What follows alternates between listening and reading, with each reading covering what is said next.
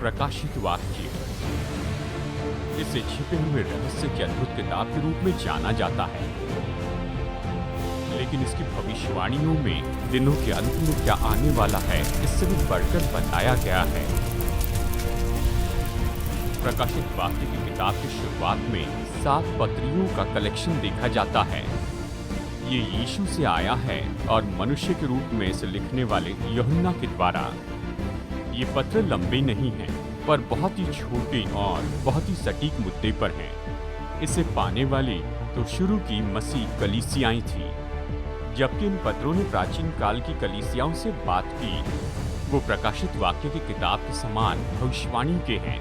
इसलिए भविष्यवाणी के हैं क्योंकि उनके द्वारा मसीह के शब्द पूरे युगों के सभी चर्च से बातें करते हैं।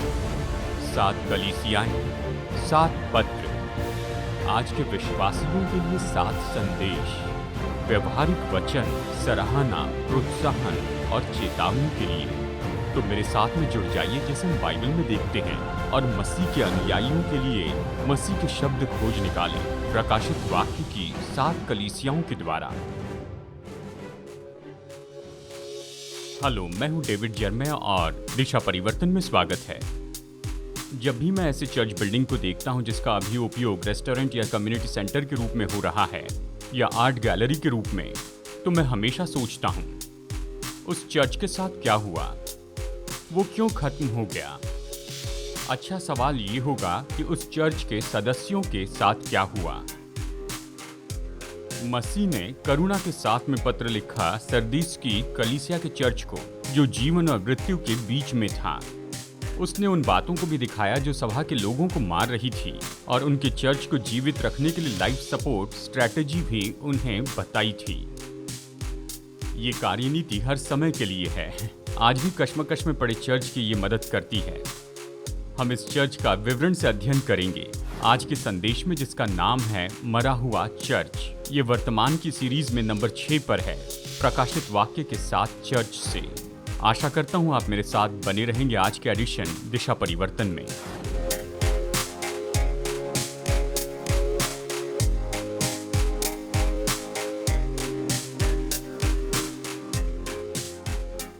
इस चर्च को यूहन्ना ने ये पत्र लिखने के 700 साल पहले सरदीस संसार के सबसे बड़े शहरों में से एक शहर था। ये तो तराई में बसा था, नदी हरमुस के किनारे, और उस तराई में वहां पर बहुत ही अद्भुत पहाड़ हुआ करते थे। एक ही पत्थर का बना हुआ 1500 फीट ऊंचा है, जो सरदीस के असली नगर में खड़ा था।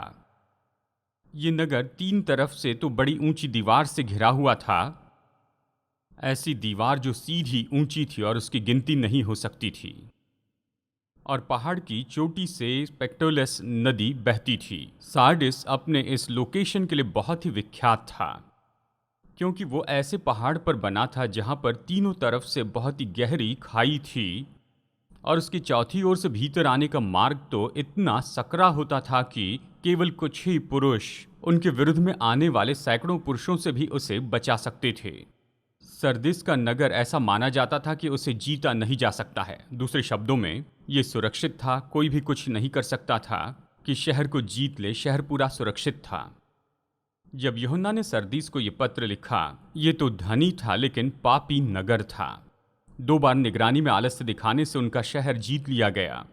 प्राचीन सरदीस के इतिहास के जो तथ्य हैं, वही तो सच में ये चाबियां हैं कि इस पत्र को समझ सके जो वहां की कलीसिया को लिखा गया था। दूसरे शब्दों में, शहर का जो इतिहास है, यही उसके आत्मिक गिरावट के लिए एक चित्र है।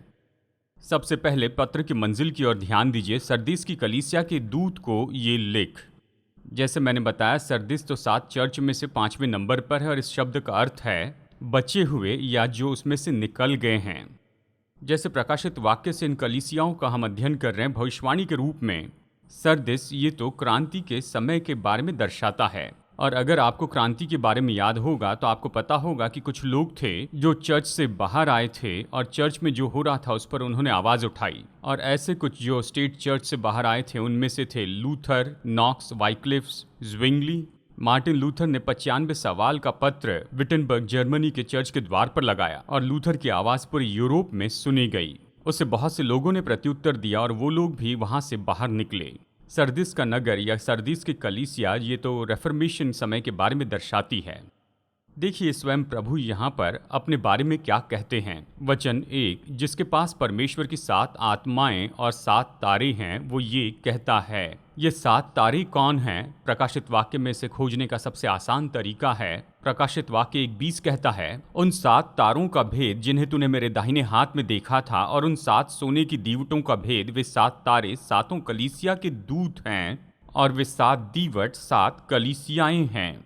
अब देखिए पहले वचन में ही प्रभु यीशु मसीह यहाँ पर चर्च पर दोष लगाने लगते हैं और वो कहते हैं, मैं तेरे कामों को जानता हूँ, तू जीविता तो कहलाता है पर है मरा हुआ। ये पत्र जिसमें सीधा दोष लगाया गया है, ये पहले के पत्रों से बिल्कुल अलग हैं। स्मरना के गरीब चर्च के लिए परमेश्वर के पास केवल स्तुति के शब्द थे। इफिसस, पेरगमुन और थुआतीरा के चर्च के लिए उसके पास तारीफ के कुछ शब्द थे, तो दोष लगाने के लिए कुछ शब्द थे। उनके लिए तारीफ और दोष दोनों मिले हुए थे, लेकिन सरदीस के लिए उसके पास इस चर्च के बारे में कहने के लिए एक भी अच्छी बात नहीं। चर्च के कुछ लोगों की तारीफ तो की है, लेकिन पूरे चर्च के रूप में प्रभु यीशु कुछ भी अच्छा नहीं कहते हैं। ये तो पहली बार ऐसे हुआ है। ये तो बहुत ही दिलचस्प है, और खास करके उस सम्मान में जो कि इस चर्च का था। और वो सम्मान क्या था? उनका सम्मान था कि वो जीवित हैं, कि वो जागृत हैं। लेकिन प्रभु यीशु मसीह ने उस चर्च की गहराई में देखा और कहा, तुम जीवित नहीं, तुम मर चुके हो, तुम भीतर में मरे हुए हो। इसका सम्मान तो अच्छा था, लेकिन इतिहास में ये पहला चर्च था जिनमें शायद वही बात थी जिसे आज हम नामधारी मसीह कहते हैं। बहुत से लोग खुद को मसीह कहते हैं, लेकिन वैसे नहीं हैं। कितने लोग जानते हैं आज हमारी परंपरा में बहुत से डिनोमिनेशनल चर्च वो केवल नाम के मसीही हैं, क्योंकि चर्च के भीतर के लोग मसीही नहीं हैं। वो चर्च में जाते हैं या नहीं जाते हैं इसके कारण वो मसीह नहीं हैं। वो इसलिए मसीह नहीं है क्योंकि यीशु को उद्धारकर्ता स्वीकार नहीं किया। सरदीस की कलीसिया में क्या हो रहा है, ये तो उसके बारे में बहुत अच्छा विवरण है। बाहरी रूप में ये एक अच्छा चर्च था, सम्मान के साथ था, लेकिन भीतर में जब आप इस चर्च की वास्तविकता को देखते हैं, इस चर्च में कोई जीवन नहीं था। पवित्र आत्मा इस चर्च में जुड़ा नहीं था। कई बार आप और मैं ऐसी बातों में आ जाते हैं, या फिर हमारे मित्र ऐसे चर्च में जाते हैं, वो इस चर्च में फंडामेंटल रहते हुए शुरू करते हैं, लेकिन इतने साल के बाद वो परमेश्वर की बातों से दूर हो जाते हैं और वो केवल एक सोशल ऑर्गेनाइजेशन बन जाते हैं जहां पर कोई आत्मिक जीवन नहीं होता है। अब प्रभु यीशु मसीह इस चर्च के बारे में कहते हैं, और ये दिशा निर्देश वचन 2 से 4 में पाए जाते हैं। वो कहते हैं, जागरूक हो और उन वस्तुओं को जो बाकी रह गई हैं और जो मिटने को है उन्हें दृढ़ कर, क्योंकि मैंने तेरे किसी काम को अपने परमेश्वर के निकट पूरा नहीं पाया। इसलिए स्मरण कर तूने कैसे शिक्षा प्राप्त की और उसमें बना रहे और मन फिरा। यदि तू जागृत न रहेगा तो मैं चोर के समान आ जाऊंगा और तू कदापि न जान सकेगा कि मैं किस घड़ी तुझ पर आ पड़ूंगा। सरदीस में ऐसे कुछ लोग हैं जिन्होंने अपने वस्त्र अशुद्ध नहीं किए। वे श्वेत वस्त्र पहने हुए मेरे साथ घूमेंगे, क्योंकि वे इस योग्य हैं। चलिए इसे मैं अभी आपको समझाता हूँ। इस मरे हुए चर्च के लिए प्रभु यीशु मसीह 5 प्रेरणा की बातें बताते हैं। सबसे पहले चर्च में आने वाले पाप के लिए जो मार्ग हैं उसके लिए सचेत हो जाएं। प्रकाशित वाक्य 3:2, जागरूक हो जाओ। ग्रीक में जागरूक शब्द का अर्थ ऐसा होता है कि वो किसी बात के लिए बिल्कुल मकसद रखता है। ये 2 शब्दों से आता है जिसका अर्थ होता है नींद भगाएं। दूसरे शब्दों में इस चर्च के लोगों से वो कहते हैं कि यदि तुम चर्च में जागृत रहना चाहते हो तो अच्छा है कि तुम जागे रहो। चर्च में हम जिस परंपरा में जी रहे हैं, अभी ये सोने का समय नहीं है। इफिसियों 5:14 कहता है, सोने वाले जाग और मुर्दों में से जी उठ, तो मसीह की ज्योति तुझ पर चमकेगी। और इसीलिए चर्च मर जाते हैं, आत्मिक रूप में मर जाते हैं। सबसे पहला कारण तो ये है, वो गलत सिद्धांतों को अपने मेंबरशिप में आने देते हैं। यानी सारदिस के चर्च में क्या हुआ था, वहाँ कोई रोक टोक नहीं थी। अगर वहाँ पर आप आते हैं, शायद आप वहाँ पर पहले रविवार को आए और आप सिखा सकते थे। और इस तरह से धीरे धीरे गलत सिद्धांत चर्च में आने लगे और कुछ समय के बाद उनके पास कोई क्रीड ही नहीं रही, यानी कोई भी कुछ भी सिखाए, और चर्च मर गया। चर्च में पाप के आने के बारे में सचेत रहिए। और फिर दूसरी बात है, चर्च में जो मसीह के लिए सच्चे रहते हैं उनके लिए आप सहायक बने। उन वस्तुओं को जो बाकी रह गई हैं और जो मिटने को है उन्हें दृढ़ कर, यानी वो अब तक खत्म नहीं हुई हैं। वचन 4, सरदिस में तेरे यहाँ ऐसे कुछ लोग हैं जिन्होंने अपने वस्त्र अशुद्ध नहीं किए। वे श्वेत वस्त्र पहने हुए मेरे साथ घूमेंगे, क्योंकि वे इस योग्य हैं। यहाँ पर हम देखते हैं कुछ लोगों का मार्ग और बहुत से लोगों का मार्ग। कोई रात इतनी अंधकार की नहीं जहाँ परमेश्वर ने अपने तारे नहीं रखे हैं, अपने लोग रखे हैं। उदाहरण के लिए प्राचीन काल में परमेश्वर ने धर्मी हनोक और धर्मी नूह को रखा। झूठे बुतों की उपासना के दिनों में ऊर नगर में अब्राहम था, यहाँ तक कि सदोम में लूत था। मसीह सच में इस चर्च से कहते हैं, तुम में अभी भी ऐसे कुछ लोग हैं जो समय के अनुसार बदले नहीं। वो विश्वास योग्य लोग हैं और चर्च के लिए उसकी सलाह है कि ऐसे विश्वास योग्य लोगों को बल दें और उन्हें प्रोत्साहित करें। और तीसरी प्रेरणा ये है, चर्च में पवित्र आत्मा के नियंत्रण की अधीनता में रहें। वचन 3, इसलिए स्मरण कर कि तूने कैसी शिक्षा प्राप्त की और सुनी थी। ये बात हमें प्रभु के उस विवरण की ओर लेकर जाते हैं जो कि ऐसे जिसमें परमेश्वर की 7 आत्माएं हैं। जब मसीह इस चर्च को चुनौती देते हैं कि स्मरण कर कि उन्होंने क्या प्राप्त किया और सुना है, वो उन्हें पवित्र आत्मा का महत्व याद दिला रहे हैं। हर विश्वासी इसी तरह से प्राप्त करता है और सुनता है, पवित्र आत्मा की सेवकाई के द्वारा। जैसे कि शारीरिक मृत्यु तो आत्मा का शरीर से निकल जाने का परिणाम है, वैसे आत्मिक मृत्यु तो पवित्र आत्मा मसीह की देह से निकल जाने का परिणाम है। मसीह की देह तो चर्च है और एक बार फिर हमें याद रखना चाहिए कि चर्च तब मरता है जब पवित्र आत्मा को चर्च में हम नियंत्रण करने नहीं देते हैं, जब परमेश्वर का आत्मा उसमें उपस्थित नहीं रहता है। कभी किसी दिन आपको नया चर्च ढूंढना पड़े और आप किसी नए शहर में गए हैं और वहाँ पर आप चर्च ढूंढ रहे हैं, तो सबसे पहली बात आपको ये ध्यान में रखनी है कि ये लोग प्रभु की आराधना कैसे करते हैं। क्या वो एक मरे हुए धार्मिक विधि के अनुसार करते हैं या जीवित रूप में आराधना करते हैं। मैं ये नहीं कह रहा हूँ कि उनकी स्टाइल कैसी है, ये तो पूरी तरह अलग बात है। लेकिन जब आप ऐसे चर्च में आते हैं जो आराधना करना जानते हैं, तो पहली बात आप जानते हैं कि पवित्र आत्मा इस मसीह की देह में जीवित है, क्योंकि पवित्र आत्मा हमें प्रभु की आराधना करने लगाता है। पवित्र आत्मा की सेवकाई क्या है कि हम परमेश्वर की महिमा करें। आराधना क्या है, ये तो प्रभु को महिमा देना है। और जब पवित्र आत्मा चर्च में जीवित है तो आप बता सकते हैं लोगों की आराधना के द्वारा, ये तो पहला चिन्ह होता है। परमेश्वर का वचन कहता है, शायद आप ऐसी परिस्थिति में हो जहां पर चर्च मर रहा है, तो चर्च में पाप लाने वाले मार्गों के लिए सचेत हो जाएं और जो मसीह की सच्चाई के लिए खड़े रहते हैं आप उनका साथ दीजिए। चर्च में पवित्र आत्मा के नियंत्रण की अधीनता में रहें। नंबर 4, चर्च में परमेश्वर के वचन के अधिकार की अधीनता में रहें। देखिए वचन 3, उसमें बना रहे। ये तो निर्देश का बहुत ही दिलचस्प शब्द है। इसे पूरी बाइबल में पाया जाता है और खास करके प्रकाशित वाक्य की किताब में। और जबकि प्रकाशित वाक्य में इसका उपयोग हुआ, हमेशा उपयोग हुआ परमेश्वर के वचन को मानने के लिए। अब मेरे पास बहुत से ऐसे वचन हैं, लेकिन उसमें से कुछ ही मैं आपको बताऊंगा। ऐसे बहुत से वचन हैं लेकिन कुछ ही मैं आपको बताऊंगा ताकि आप समझ सके कि थामे रहे का मतलब क्या है। ये शब्द है कि उसे पकड़े रहें, यही शब्द है। धन्य है वो जो इस भविष्यवाणी के वचन को पढ़ता है और वे जो सुनते हैं और इसमें लिखी हुई बातों को मानते हैं, क्योंकि समय निकट है। प्रकाशित वाक्य 1:3, अध्याय 3 वचन 8, मैं तेरे कामों को जानता हूँ, देख मैंने तेरे सामने एक द्वार खोल रखा है जिसे कोई बंद नहीं कर सकता। तेरी सामर्थ थोड़ी सी है, फिर भी तूने मेरे वचन का पालन किया है। प्रकाशित वाक्य 12:17, तब अजगर स्त्री पर क्रोधित हुआ और उसकी शेष संतान से जो परमेश्वर की आज्ञाओं को मानते और यीशु की गवाही देने पर स्थिर है, लड़ने को गया। प्रकाशित वाक्य 22:7, देख मैं शीघ्र आने वाला हूँ, धन्य है वो जो इस पुस्तक की भविष्यवाणी की बातें मानता है। जब यीशु ने कहा थामे रहो, तो उसका अर्थ क्या है? मतलब परमेश्वर का वचन मानो, परमेश्वर के वचन का अनुकरण करो, उसे मानो मतलब आज्ञा मानो, उसे आपके जीवन पर अधिकार करने दो। केवल चर्च ही नहीं, लेकिन चर्च में जाने वाले लोगों की जिंदगी पर भी, आपके जीवन में जो कुछ भी होता है उसके लिए परमेश्वर का वचन ही केंद्र हो। इसलिए चर्च में आने वाले पाप के रास्तों के बारे में सचेत रहिए। चर्च में जो मसीह के साथ में सच्चे हैं उनकी सहायता कीजिए। चर्च में पवित्र आत्मा के नियंत्रण की अधीनता में रहें। चर्च में प्रभु वचन के अधिकार की अधीनता में रहें। फिर चर्च के पाप के लिए क्षमा मांगे और पश्चाताप करें। देखिए फिर से वचन 3 में ये सारे निर्देश तो बस एक ही वचन से हैं।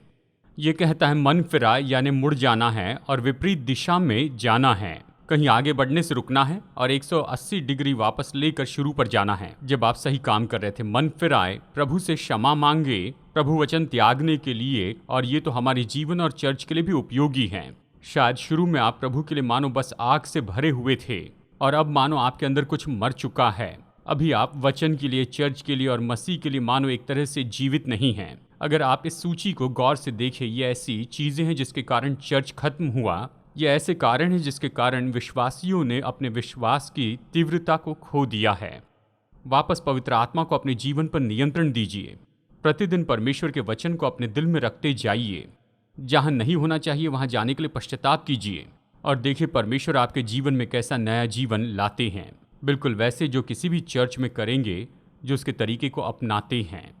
तो आपने इस पत्र की मंजिल को देखा है और प्रभु के विवरण को देखा है और चर्च पर दोष और चर्च को मार्गदर्शन देखा है। देखिए वचन 5 और 6 पत्र के अंत में चर्च पर की गई घोषणा, जो जय पाए उसे इसी प्रकार श्वेत वस्त्र पहनाया जाएगा और मैं उसका नाम जीवन की पुस्तक में से किसी रीति से न काटूंगा, पर उसका नाम अपने पिता और उसके स्वर्गदूत के सामने मान लूंगा।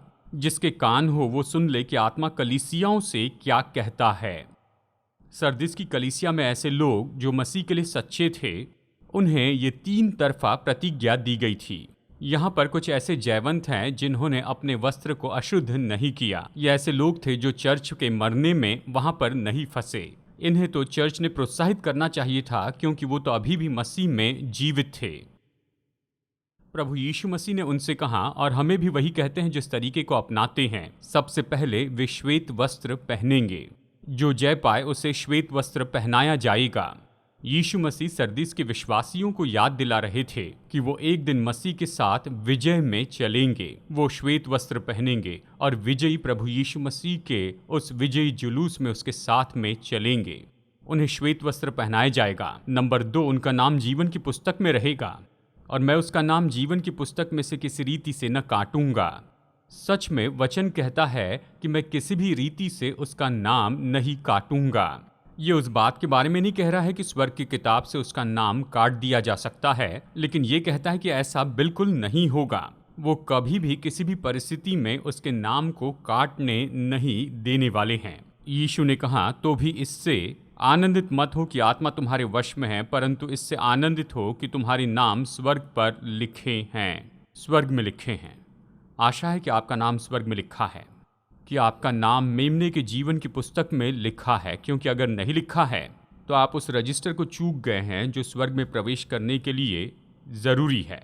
और एक ही तरीका है कि मेमने के जीवन की पुस्तक में अपना नाम लिख सकते हैं, वह है प्रभु यीशु को अपने पाप धोने दें। जब आप ऐसा करेंगे तो वो आपको अपनी पुस्तक में रखेंगे, तो आपका नाम निश्चय वहाँ पर रखा जाएगा और वो मिटाया नहीं जाएगा। उन्हें श्वेत वस्त्र पहनाए जाएंगे, उनका नाम पुस्तक में होगा और फिर पिता के सामने उनको मान लिया जाएगा। मैं उसका नाम अपने पिता और उसके स्वर्गदूतों के सामने मान लूंगा। जब आप वचन के लिए सच्चे रहते हैं और जब आप प्रकट करते हैं कि आप में सच्चा मसीही विश्वास है, तो आप इसकी अपेक्षा कर सकते हैं। और ये तो जयवंत के लिए प्रतिज्ञा है जो हमें यीशु से मिली है। अब मैं चाहता हूं कि आप मुझे कुछ समय दीजिए, क्योंकि मैं यहां पर कुछ परीक्षण करना चाहता हूं। मैं देखना चाहता हूं कि क्या हम जान सकते हैं कि क्यों सारदीस की कलीसिया खत्म हो गई। चलिए मेडिकल एग्जामिनर के रूप में देखते हैं। आप थोड़ा सा धीरज रखिए और साथ साथ में कल्पना भी कीजिए, लेकिन सुनिए, हम जानना चाहते हैं कि ये चर्च क्यों खत्म हुआ। जब आप इस तरह परीक्षण करते हैं तो ऐसे कारणों को दूर करते हैं जिससे मृत्यु नहीं हो सकती है। तो चलिए परीक्षण करते हैं। बाहर के शत्रु से मृत्यु को हम दूर करते हैं। संभव था कि बाहर से इस चर्च को खत्म कर दे। चर्च के इतिहास को देखिए तो आप इस बात को सच्चा पाएंगे। चर्च के शुरू के दिनों में जब चर्च पूरे संसार को उथल पुथल कर रहा था, यहूदियों ने सताव के द्वारा चर्च को खत्म करने की कोशिश की, लेकिन इसके बावजूद जब भी चर्च को सताया तो चर्च बढ़ता चला गया। शहीदों का बीज चर्च की उन्नति के लिए था।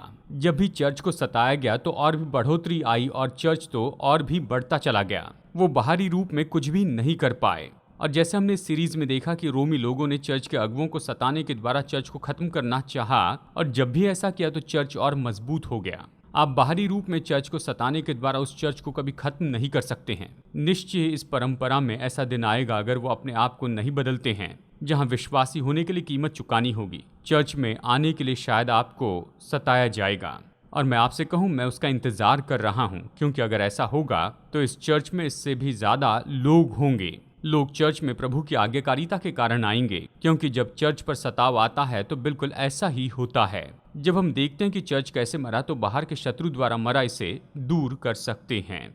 बाहर के शत्रु ने यहाँ पर इस चर्च को नहीं मारा था। नंबर 2, आत्महत्या को भी हम दूर कर सकते हैं। ये चर्च जानबूझकर नहीं मरा, निश्चय ही ये जानबूझकर यीशु मसीह से दूर नहीं हुए थे। चर्च के सदस्यों ने मीटिंग लाकर ये नियम नहीं बनाया कि इस तरह से कहें कि हम मसीह जीवन से अभी सच में परेशान हो गए और हमने ये पाया है कि यीशु मसीह की प्रतिज्ञाएं सच्ची नहीं है कि हम उसे वैसे ही ले लें और इसके परिणाम स्वरूप हम यीशु मसीह में अपने विश्वास को त्याग देते हैं और उसके चर्च को छोड़ देते हैं। देखिए, ये बात नहीं हुई थी। चर्च आत्महत्या के कारण नहीं मर रहा था। और तीसरी बात, त्याग के कारण ये चर्च नहीं मरा। ये चर्च इसलिए नहीं मरा क्योंकि परमेश्वर और परमेश्वर के सच्चे लोगों ने इसे छोड़ दिया। हम जानते हैं कि इस चर्च में ऐसे लोग थे जो परमेश्वर के लिए सच्चे रहे हैं। हमने इसके बारे में भी पढ़ा है।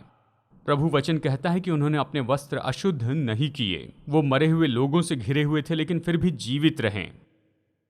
बाहर के शत्रु के द्वारा मृत्यु या आत्महत्या, इन बातों को आप दूर कर सकते हैं। और त्याग के द्वारा भी चर्च इस तरह से खत्म हुआ। ये चर्च खत्म हुआ उनके सदस्यों की मृत्यु के द्वारा। ये इसी तरह खत्म हुआ, ऐसी और कोई बात नहीं। ये चर्च जो जीवित था, ऐसे सदस्य जो कि जीवित थे, मसीह यीशु के लिए जीवित थे, ये चर्च धीरे धीरे एक एक करके मरता गया। जैसे मसीह के लिए जागरूकता उनके सदस्यों में से दूर होती चली गई। ये सच में चौंकाने वाला विचार है। चर्च उतना ही जीवित है जैसे उसके सदस्य जीवित रहते हैं। मैंने एक बार पढ़ा ऐसे सेवक के बारे में जो सच में अजीबोगरीब हरकतें करते थे। मैं ऐसी हरकतें नहीं करता हूँ। एक रविवार की सुबह उन्होंने अपने सभा के लोगों से कहा कि मुझे लगता है कि चर्च मर गया है, और उस शाम वो चर्च के फ्यूनरल सर्विस में संदेश देने वाले हैं। और उस समय बड़ी भीड़ आई।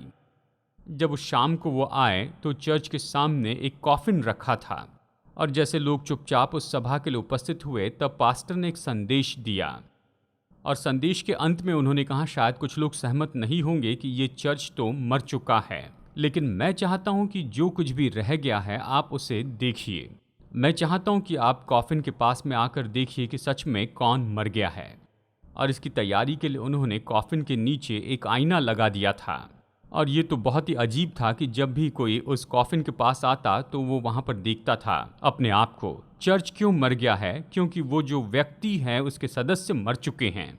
चर्च तब मरता है जब चर्च के जो सदस्य हैं वो परमेश्वर की बातों की परवाह नहीं करते हैं, अपने विश्वास को व्यर्थ होने देते हैं और वो पीछे हटने लगते हैं। और चर्च इसलिए मरा क्योंकि वो अपने भूतकाल के सम्मान पर आधारित था। ये तो उसकी मृत्यु का एक और कारण है। ब्रेंस हैबनर ने इस तरह से अक्सर कहा है कि आत्मिक सेवकाई 4 स्तर में से होकर जाती है। एक मनुष्य, एक चलन, एक मशीन और फिर एक स्मारक। सार्दिस बस एक स्मारक बन गया। इतिहास में पहले सरदिस का अपना एक बहुत अच्छा सम्मान था। सब उनके बारे में अच्छा सोचते थे, वो अपने बारे में अच्छा सोचते थे। वो निश्चित थे कि वो पहुंच गए हैं। वो तो अपने बारे में संतुष्ट थे। उन्होंने बहुत ही सुंदर चर्च बिल्डिंग बनाई थी, खुद को संतुष्ट करने वाले मानो उस मार्ग पर, और वो धीरे से मृत्यु की नींद में सो गए। क्या आप इसे देख पा रहे हैं? चर्च को वैसे ही बंदी बनाया गया, बिल्कुल उसी तरह से जैसे कि इस शहर को जीत लिया गया था। ये पत्र कितनी जानकारी देने वाला है। ज्यादा भरोसे के हेवी डोज के कारण ओवर कॉन्फिडेंस तो हार के लिए एक मार्ग है। और बहुत से चर्च तब मरे जबकि बहुत से सदस्य एक दूसरे को अनंत जीवन के लिए अभिनंदन कह रहे थे। चर्च अपने व्यक्तिगत लोगों की मृत्यु से खत्म हो गया, और इसलिए कि वो भूतकाल के सम्मान पर आधारित था। और चर्च इसलिए मरा क्योंकि उसने पाप को सदस्यों में आने दिया। वचन 4 में जो लोग सभा की मृत्यु में वहां पर जुड़े हुए नहीं थे, ऐसे लोगों को कहा गया कि उन्होंने अपने वस्त्रों का शुद्ध होने नहीं दिया। अवश्य इस चर्च में मृत्यु का कारण तो इस चर्च की गंदगी ही थी। सरदीस की कलीसिया के सम्मान के नीचे तो निश्चय ही गुप्त पाप छिपे थे। इतिहासकार हेरोडोटस कहते हैं कि इतने साल के इतिहास में सरदीस की कलीसिया का नाम तो ऐसा था कि उनकी नैतिकता का स्तर घट गया था, और यहाँ तक कि चर्च में खुला पाप होता था। ये चर्च इसलिए खत्म हुआ क्योंकि ये अपने लोगों में पाप के लिए सचेत नहीं था, और ये अपनी आत्मिक दशा के बारे में भी सचेत नहीं था। जानते हैं सरदीस की कलीसिया कैसे थी? शिमशोन के जैसे। शिमशोन को जानते हैं ना? शिमशोन ने परमेश्वर को खो दिया और वो जानता भी नहीं था कि उसने उसे खो दिया। और जब खतरा आया तो पुराने भरोसे के साथ में खड़ा हुआ और कहा, मैं पहले जैसे ही बाहर जाऊंगा और अपने आप को पूरी तरह आज़ाद करूंगा। लेकिन इस समय ऐसा नहीं हुआ, क्योंकि बाइबल कहती है कि वो नहीं जानता था कि परमेश्वर का आत्मा उसे छोड़कर चला गया है। शिमशोन के बारे में कहा गया ये वाक्य तो निश्चय सरदीस की कलीसिया की टूमस्टोन पर लिखा जाना चाहिए।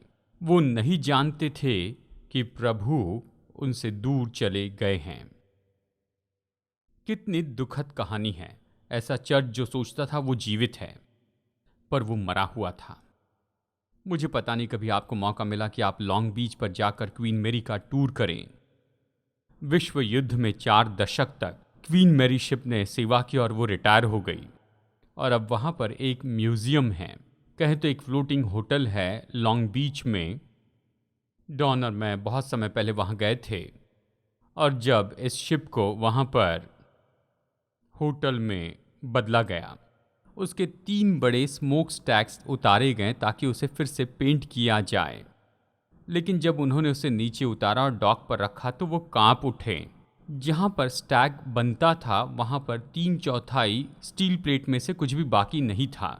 वहाँ पर केवल 30 कोट पेंट ही बाकी था, जो इस जहाज़ पर इतने साल से लगाया गया था।